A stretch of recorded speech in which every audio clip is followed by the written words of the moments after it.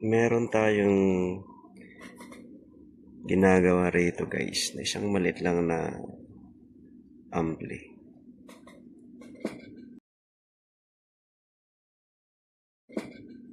Yan yung laman niya. Ito yung pinaka power amp niya. Tapos sabi ng may-ari, nawawalan daw ng power. Kaya binuksan na natin. Tapos sinaksak ko na siya para itesting kung ano mangyayari. Subukan na natin guys. Oh, may power naman po. 蓝牙模式， Yun 蓝牙 lang. 已连接。 Yun lang. Naintindihan niyo po yung sinabi. Ako hindi ko po naintindihan. So, okay naman. May power naman siya at tumutunog. Siguro, testing ko muna to. Kung talaga mawawalan siya ng power.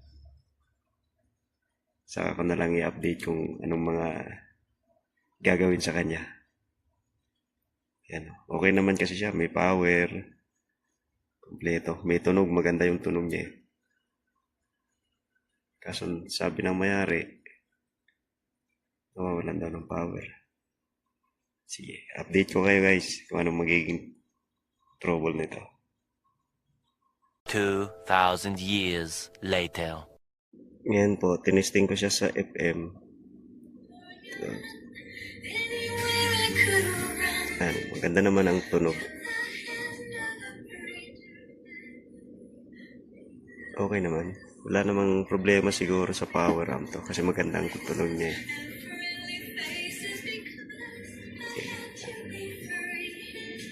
2,000 years later. Upon testing guys, nawawala talaga siya. Itong wire na to, nagaling ng transformer na nakakonect sa power supply niya. Ayan. Ito yung converter niya. Diode. Ito.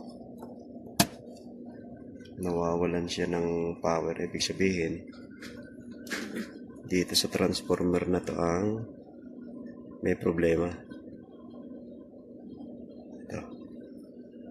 So, meron siya ritong DC 12 volts input. Subukan po natin yan kung gagana. Pag dyan hindi namatay yung power, 100% po. Ito ang sira niya.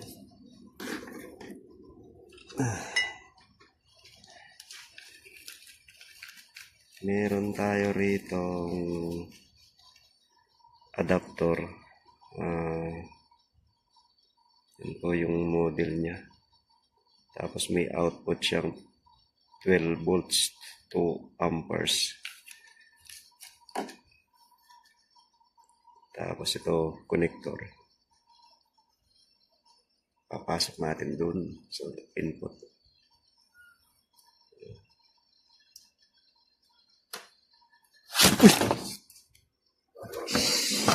Wala.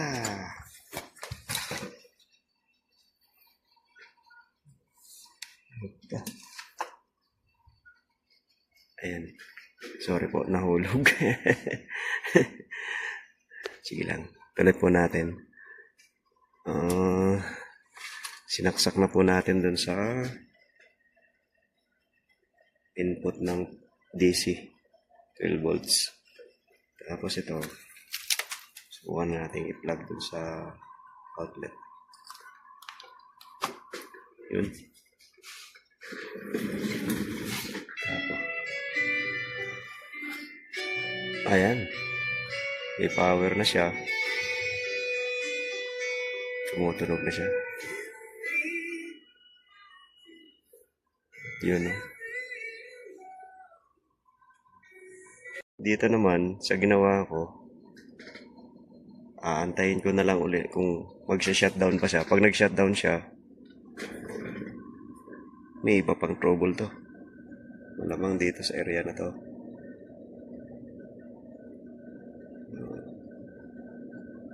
Or dito. Pero palagay ko wala namang DC protector. Malamang dito lang yan. Transformer. Lost contact na siya.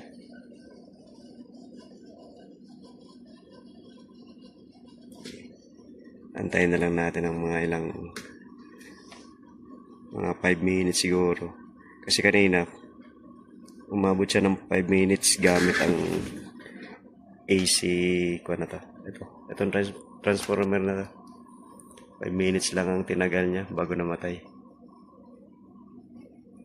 Ito. Antayin ko na lang ng 5 minutes. 2,000 years later. Ayun na po guys. Tinanggal ko na yung transformer. Yun talaga ang sira niya. Ayan o. Naka-FM po yan saka tumutunog. Tapos ito yung pinaka-power niya. So, okay na guys. Yung transformer talaga ang sira. Ang gagawin ko po rito guys. Ang gagawin ko rito, ibabalik na lang siguro yung takip. Tapos, itong input niya dito. Ito yan eh. Yan o. Yung DC input na 12 volts. Iko-connect na lang siguro dito sa switch niya para magkaroon din ng power. Para power switch. Kasi, ito kasi, hindi siya dumaan ng switch. Pag nilagyan mo ng power supply, diretso na siyang andar. Ngayon, itong switch na to rito, kukunik natin dun sa dito sa na to, sa DC input, para magkaroon siya ng sariling power switch. Tapos, okay na yan guys, pwede nang ibalik sa may-ari. Yan.